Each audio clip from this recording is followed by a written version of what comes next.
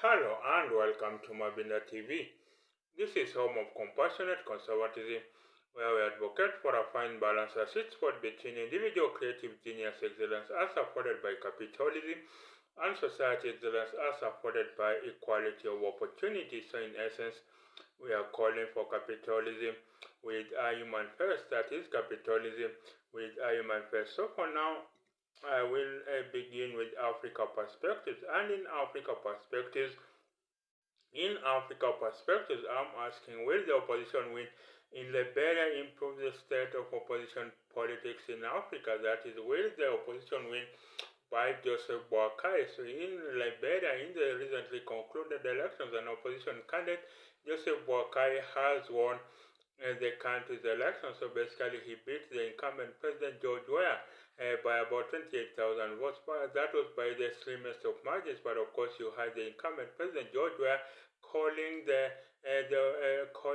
just announced winner Joseph Boakai and congratulating him on his win. So will this improve the prospect of opposition politics in Africa? Because too often it is very hard to beat an incumbent president in Africa because first of all, they choose the electoral referee, and then they have the police, they have the army, they have the police, they have the army, they have the courts which rule in their favor. So it's very hard to beat an incumbent president. But just picture recently in Africa, the way to change governments increasingly has been through military coups. The way to change governments has been through military coups. And you had in West Africa, in the last 3 years, there have been 5 military coups. So you had one military coup you had a military coup in Mali, you had another one in Burkina Faso, you had another one in Guinea, you had another one in Niger, you had another one in Gabon. So those are 5 military coups in the last 5 years.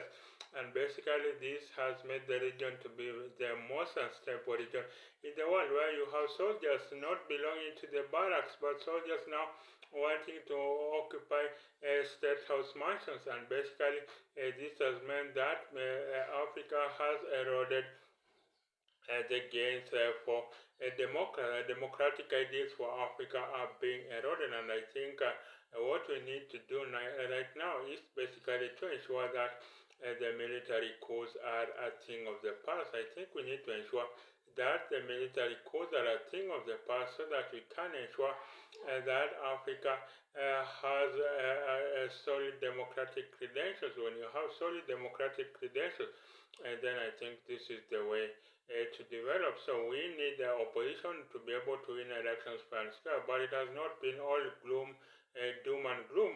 You have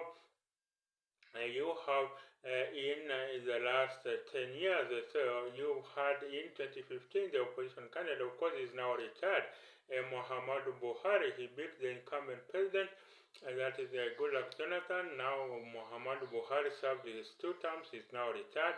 And then you had that being followed up by, in Ghana, the opposition candidate Nana Akufo-Addo is about to retire. Also in 2016 beat the incumbent president John Mahama. Then in 2016 also in Gambia, you had Adama Barrow, the opposition candidate, beating the incumbent president, the 21-year running dictator Yahya Jammeh. Then you had in 2020 the opposition candidate that is Lazarus Chakwera, beating the incumbent president Peter Mutharika. Then in 2021 you had the opposition candidate in Zambia, the opposition candidate Hakainde Hichilema, beating the incumbent president Edgar Lungu. So of course now Edgar Lungu has come back. He has said that he will contest for the presidency. So basically you have those opposition candidates winning elections in Africa. So those have been about 6 opposition wins in Africa. So I think the first opposition win in Africa was when the opposition candidate that is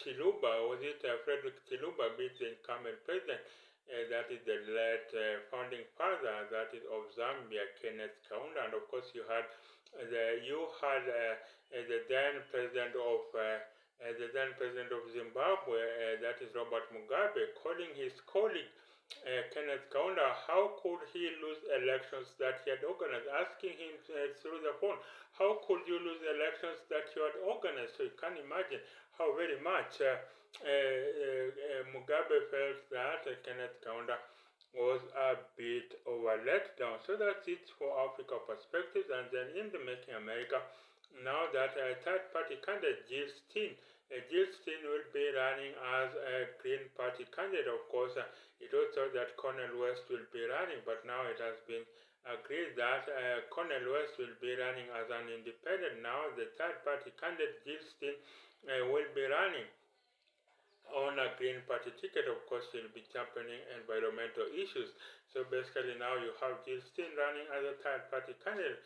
Does this mean that the two-party system is broken? So you have Cornel West running as an independent, then you have Jill Stein running on the Green Party ticket, basically wanting to run on core environmental issues, saying that Americans should not be at the behest of wealthy donors. Wealthy Americans should not dictate the state of the country. So that's the sentiments by Jill Stein, that is the American donors should American wealthy should not dictate the trajectory of America. Then of course you have Cornel West. It was also that he would run on a Green Party ticket, but now he will be running as an independent. I think he was the professor for the practice of philosophy at Harvard University. Before that, he had served as a long-time professor at Princeton University, and of course he's one of the most famous, he's one of the celebrity scholars, Cornel West. I think in the academic world, very many know about Cornel West. He was a long-time professor at Princeton University, and of course before that he was at the New York Theological Seminary. So basically he is a well-known academic. Of course, he left Harvard after Harvard refused to grant him tenure. So that is basically the trajectory of Professor Cornel West. He will be running as an independent, and then of course that is Cornel West, and then of course you have Joe Manchin, the senator, saying that he will not be seeking the Democratic West Virginia Democratic senator, Democrat senator saying he will not be seeking a third term. That is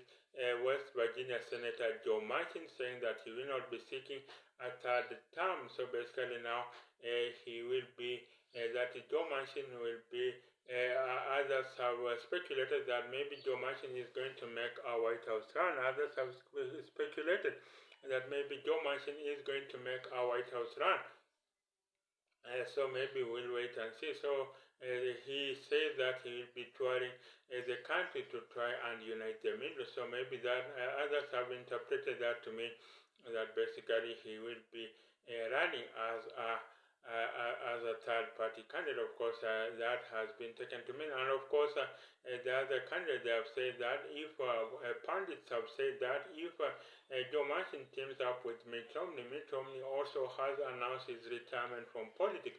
Others have said if Joe Manchin teams up with Mitt Romney, then basically they could take over America. So you can imagine that these two, Senator Joe Manchin and of course Senator Mitt Romney, one could be the presidential candidate, maybe Joe Manchin, and then Mitt Romney becomes the running mate, because I think many Americans are just tired of the prospect that once again it is going to be a rematch between Joe Biden and Donald Trump. So these two, maybe there are not so many Americans maybe say one, Joe Biden is too old. Maybe this is not about ageism, but they say Joe Biden is too old. Maybe he does not have a good grasp of the issues. Although someone defended him that he reads the papers, he is on grasp of the top issues of the day, and basically he is on a good worker. And then of course you have Donald Trump. Some say many say he is too far right to be able to unite America. The issue with basically Donald Trump is that he has not rounded off his rough edges. So basically Donald Trump has not rounded off his rough edges. So maybe many say that he is not the person, and that is Donald Trump is not the person to unite America. So there are issues about Donald Trump being so much to the far right. So this rematch between Joe Biden and Donald Trump has many Americans very much has many Americans has many Americans really withdraw from politics, has many Americans really not approving of either of them, and so maybe that is why third-party candidates could get. And I forget another one. You have Kennedy, one of the Kennedy aristocracies, Robert Kennedy Jr. Robert Kennedy Jr. He is also going to run as an independent, and of course. He is an anti-vaxxer. He is an anti-vaccine stalwart. So basically, some say he could take votes away from the far right from Donald Trump. So basically, you have Robert Kennedy Jr. So you have all these third-party candidates. So the state of American politics really right now, a lot of Americans really are tired of the state of American politics. So you can't be sure that they really are not they're not buying the idea of a Biden Trump rematch. So you can't see how a spate of third party candidates are going to run. Maybe that shows politics in America. The two-party system in America is broken. And then in ideas I'll be looking at. So Harvard has an endowment of $53 billion. That makes it the richest university in the world. So why doesn't it offer free tuition for its students? That is, Harvard has an endowment of $53 billion. So that makes it the richest university in the world. So why doesn't it offer free tuition for all its students? For one, some argue that basically this endowment fund is not a whole money to be spent. It is money that is in principle. So basically what Harvard is only mandated to spend is the interest from this principal amount. So they say the principal must be kept intact. So what Harvard is mandated to spend is only the interest from this, and that could be anywhere between 5 and 10%. And I think anywhere between 5 and 10%. So maybe that could be just be 10%. That's about $2.5 billion. So that is what goes to the Harvard coffers. And I think some say because of interest, because of inflation, then not all, some of the interest has to be returned to the principal. So basically, that means maybe just $2 billion that is available for Harvard. So that means then maybe Harvard has to reach out and charge students for that, for the extra money it needs. I think according to Howard, they say that the endowment proceeds from endowment only cover a third of the budget. So Howard has to find other means in order to cover its budget, and so of course that means then it has to find its other means, and of course then of course you had the issue with about the pro-Palestinian letter that was written by Howard student group. So you have Howard having a very problematic relationship with its donors. So you had Howard have a very problematic relationship with its donors, basically saying that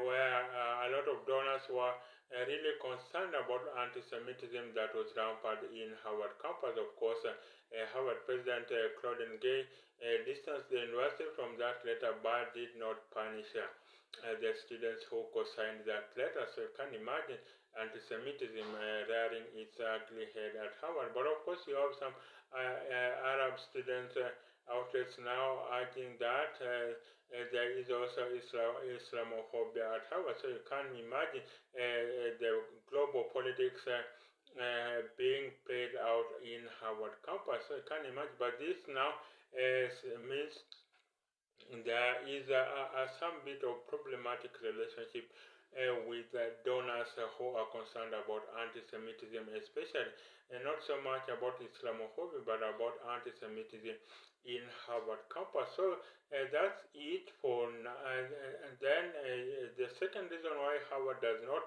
offer, maybe despite its a huge endowment fund, Maybe it's because it's not just one huge endowment fund, that is the $53 billion.